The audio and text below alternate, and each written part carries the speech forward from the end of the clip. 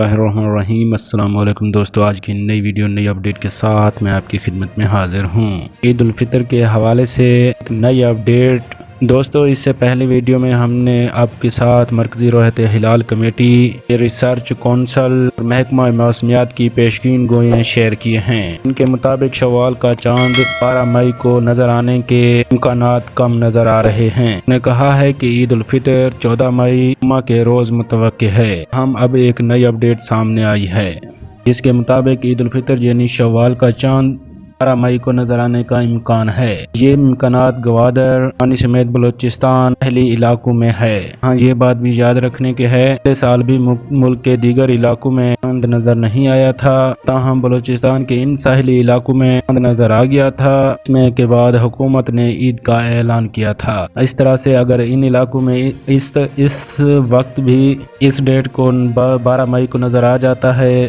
تو عید الفطر جو ہے جمعرات کے دن یعنی کہ 13 مئی کو ہونے کا امکان ہے، تاہم یہ ابھی کنفرم نہیں ہے۔ کا فیصلہ جو ہے مرکزی روایت ہلال کمیٹی ہی کرے گی۔ حکومت کی ذمہ داری بنتی ہے وہاں پر 12 مئی کو چاند دیکھنے کا بندوبست کر دیں۔ اللہ حافظ۔